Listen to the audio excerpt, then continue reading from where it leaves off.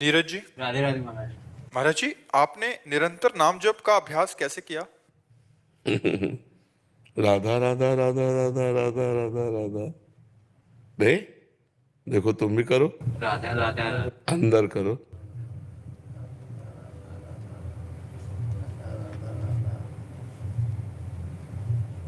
अंदर ही अंदर चलाते रहो, नशा चढ़ जाएगा, एक आनंद आ जाएगा। जब हमें पैसा के प्रति प्रियता होती तो रुपए का चिंतन होता है, जब काम भाव सताता है तो स्त्री का चिंतन होता है, ऐसे ही जब प्रेम भाव भगवान के प्रति जागृत होता है तो भजन का चिंतन होता है।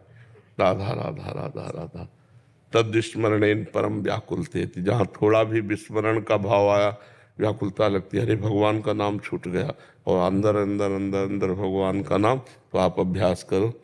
और प्रक्रिया बताएं तो कई बार बता चुके एकांतिक में कि अपनी जबान का अग्रभाग ऊपर के तालू के जबड़े के पास ऐसे लगा के, और बस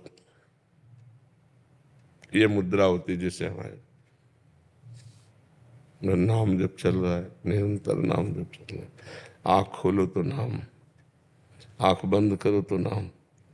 लग जाओ, अभी नए बच्चे हो, धीरे धीरे समझ में आ जाएगा। ठीक है महाराज जी, जैसे आप सबको बोलते हैं, मुझे ये बोल दीजिए कि हम आप मतलब आप हमारे दोस्त हो, हमारे साथ हो आप। क्या क्या बोलना है? बोलो, हम बोलते हैं। इससे उत्साह मिलेगा मुझे कि आप हमारे दोस्त हो, आप हमारे दोस्त हो, हम आपके साथ हैं, हम आपके साथ आप हैं। आगे बढ़ो। आप आगे बढ़ो। ठीक है। पंकज जी हरिद्वार से। श्री राधे। राधे राधे महाराज जी। महाराज जी, आपके चरणों में कोटि कोटि प्रणाम। महाराज जी, हम गृहस्थी में रहते हुए विरक्ति के दिव्य भाव को अखंड निरंतर बनाने में कैसे समर्थ हो सकते हैं? जब भूल जाओ कि हम गृहस्थी है, हम भगवान के अंश हैं। पहले गृहस्थी हो कि पहले भगवान के अंश हो? है ना? हाँ, हम गृहस्थी रूपी कर्तव्य कर्म का पालन करते हैं, हम गृहस्थी नहीं है। हम भगवान के अंश हैं, मनुष्य शरीर हमें मिला है और धर्म मिला है, गृहस्थ धर्म पालन करना। गलती हमसे यही हो जाती है कि हम लोग अपने स्वरूप को, अपने कर्तव्य को भूल जाते हैं। जैसे एक रिक्शा चालक है, उसे कहो ये रिक्शा, खड़ा हो जाता है वो। क्या वो रिक्शा है क्या? पर उसने रिक्शा में तन्मयता कर ली तो रिक्शा, अब वही कुछ दिन के बाद पैसा कमा के टैक्सी चलाने लगे, तो उसे कहो ये रिक्शा, वो नहीं खड़ा होगा। और उसे बोलो ये टैक्सी, वो खड़ा होगा, क्योंकि टैक्सी में उसने तन्मयता कर ली। तो हम दिव्य भाव प्राप्त करना चाहते हैं, भगवान को तन्मयता कर लिए गृहस्थी में, तो कैसे प्राप्त हो सकते? जैसे वो रिक्शा में तन्मयता करके रिक्शा कहते ही खड़ा हो गया, ऐसे आपने अपने को गृहस्थी बोल दिया। गृहस्थ में तन्मयता कर ली तो गृहस्थी हो गए। तो भगवान में तन्मयता कैसे कर पाओगे? भगवान में तन्मयता करने के लिए गृहस्थी को भी भगवत में बनानी पड़ेगी। नाथ सकल संपदा तुम्हारी, मैं सेवक समेत सुत नारी। ये गृहस्थी को भक्ति कर्तव्य से जोड़ दो तो आप दिव्य भाव वाले बन जाएंगे। ये मेरी पत्नी है, मेरा पुत्र, मेरा मेरा मेरा, मैं मेरा तय तेरा, इसी का नाम माया है। मैं और मोर तोर तय माया, जे बस कीन्हे जीव निकाया। गो गोचर जहाँ लघु मन जाई, सो सब माया जानो भाई। भाई अगर परमात्मा प्राप्ति करनी तो नाम जप करो। माता पिता पत्नी पुत्र परिवार सब भगवान का जन है। भगवान ने मुझे सेवा दी है तो धर्म पूर्वक धन कमाओ और धर्म की पूर्ति के लिए धन का खर्चा करो। माता पिता बुजुर्ग जनों की सेवा, पत्नी की इच्छा की पूर्ति करना, पुत्र को यथा योग्य पढ़ाना लिखाना, सेवा करना और नाम जप करना। तो जो एक विरक्त को भगवत प्राप्ति होती है वैसे गृहस्थ को हो जाएगी। उसको अपने अपने धर्म से चलना है। हम यहाँ से दौड़े तुम वहां से दौड़ो, लक्ष्य दोनों का एक है, पहुंचे पहुंच गए। गृहस्थी विरक्ति से थोड़ी मतलब भगवान को तो प्रीति से मतलब है। प्रेम से जो पुकारे, प्रेम से जो भजे वही भगवान का। विरक्त होकर पाखंड करे तो नरक जाएगा, भगवान को थोड़ी प्राप्त होगा। क्यों? कपड़ा भेष बदल के पाखंड करे तो नरक जाएगा, भगवान को थोड़ी प्राप्त होगा। और गृहस्थ बनकर भगवान का भजन करे तो भगवान को प्राप्त होगा। मेन बात है धर्म पूर्वक भजन करना। तो वैसे आप करो धर्म पूर्वक भजन। जो तुम्हें धर्म के विषय में न समझ में आता हो तो शास्त्र स्वाध्याय करो, संतों से प्रश्न करो और उस धर्म को समझ कर वैसे चलो। तुम्हारा कल्याण हो जाएगा। और नाम जप करते रहो। नाम जप करते हो? कोई नशा, कोई गंदी आए?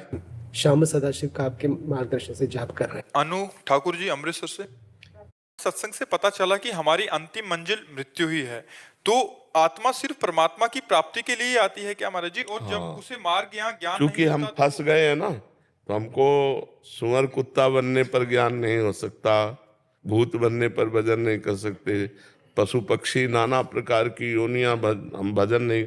भजन करने के लिए, भगवत प्राप्ति के लिए, आत्मज्ञान के लिए मनुष्य योनि है। मनुष्य योनि के द्वारा ही हम परमात्मा प्राप्ति कर सकते हैं, दूसरा कोई मार्ग नहीं। तो भगवान ने कृपा करके हमको मनुष्य देह दी है कि हम अपने सतमार्ग में चलकर भगवान को प्राप्त कर लें।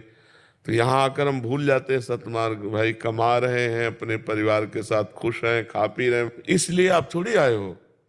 आप तो आए हो कि अपने धर्म का निरपेक्ष होकर पालन करो, भगवान की प्राप्ति करो। तो ये लक्ष्य तो जल्दी समझ में आता नहीं है। अब परिवार के मोह में, संसार के राग में, अभी सोचो कितना संघर्ष है मनुष्य जीवन में। आज आप स्वस्थ हो, आपका दिमाग काम कर रहा है, आपके नेत्र काम कर रहे हैं, आप कान से सुन सकते हो, तो आप अपना उद्धार कर लो। नहीं, कल मनुष्य शरीर में ही ऐसी समस्या आ सकती है कि आप भजन नहीं कर पाओगे। जब शरीर में पीड़ा होती है तो शरीर का चिंतन होता है, भगवान का चिंतन नहीं होता। कोई घटना घट जाए तो उसी का चिंतन होता है, भगवान का चिंतन नहीं होता। यावत स्वस्थमिदम कलेवरम यावच्च दूरे जरा, जब तक बुढ़ापा दूर है, शरीर स्वस्थ है, कोई दुर्घटना नहीं घट रही, तब तक भजन कर लो। नहीं, किसी के साथ भी घट सकती है। ये बड़ा जीवन संघर्षमय है, बड़ा संघर्षमय है। तो कैसी कैसी परिस्थितियां संसार में आनी है, इन्हीं से मुक्त होने के लिए हमें नाम जप, भगवान का आश्रय और धर्म से चलो। बख्शेंगे नहीं भगवान, इतनी बात समझ लो। अवश्य में वो भोक्तव्यम कृतम कर्म शुभाशुभम। यदि तुम पाप कर्म करोगे तो चाहे जितना दान पुण्य कर लो, वो एक डिपार्टमेंट हो गया। पाप कर्म तुम्हें दुख देगा, तुम्हें भोगना पड़ेगा। तो हम भजन करके इतना साहस प्राप्त कर ले, इतना ज्ञान प्राप्त कर ले कि दुख हमें परास्त न कर पावे। मनुष्य जीवन बड़ा दुखमय है। निकल जाओ तो निकल जाओ, नहीं फिर गए 84 लाख योनियों में। यही थोड़ी कि अब अगली बार फिर मनुष्य बनोगे, पता नहीं क्या बनना पड़े। देवीदास जी कर्नाटका से, महाराज जी राधे राधे। महाराज जी आप माता पिता की सेवा की बहुत महिमा सुनाते हैं। महाराज जी मेरा एक प्रश्न है कि माता पिता की सेवा श्रेष्ठ है या भगवान की सेवा श्रेष्ठ है? माता पिता की सेवा, माता पिता की सेवा श्रेष्ठ है। क्योंकि भगवान की मूर्ति में भोग लगा एक कौरा पाए क्या? और वहाँ बूढ़े माता पिता को अगर पाओगे तो पाते देखोगे। और काहो सो कहाँ जहाँ प्रभु ना आई, जब मूर्ति में भगवान है तो माता पिता में भगवान नहीं क्या? उसमें भी तो भगवान विराजमान है। तो माता पिता को भगवान मानकर यदि सेवा करो तो मूर्ति की सेवा करने की जरूरत नहीं। स्वयं भगवान चल कर आएंगे, तुम्हें दर्शन दे जाएंगे अगर माता पिता को भगवान माना। मूर्ति सेवा से भी श्रेष्ठ है अपने माता पिता को भगवान मानकर उनकी सेवा करना। मूर्ति तुम्हारी निंदा नहीं करेगी, मूर्ति तुम्हें गाली नहीं देगी, वो गाली भी देंगे और आप फिर करो सेवा। वो तुम्हारी निंदा कर रहे हैं, तुम्हें गाली दे रहे हैं, तुम्हें दबका रहे हैं, तब भी तुम उनकी सेवा करो। तो माता पिता की सेवा श्रेष्ठ है। महाराज यदि जीवन में माता पिता ही नहीं है, हाँ, तो किसी भगवान से प्रार्थना करो कि किसी ऐसे अपाहिज बूढ़े की सेवा का मुझे अवसर मिले जिसमें मैं भगवान की भावना करके सेवा कर सकूं, किसी की सोच फेंक सकूं, किसी के गंदे कपड़े धो करके अच्छे कपड़े पहनाऊं उसे, वो भूखा है तो अपना भोजन देकर उसको पेट भर दूं। कभी ऐसा अवसर मिल जाए भगवान मुझे सेवा का, तो भगवान दे देंगे सेवा का अवसर। भगवान की सेवा से भी बढ़कर है जन समाज की सेवा, माता पिता की सेवा, असमर्थ की सेवा।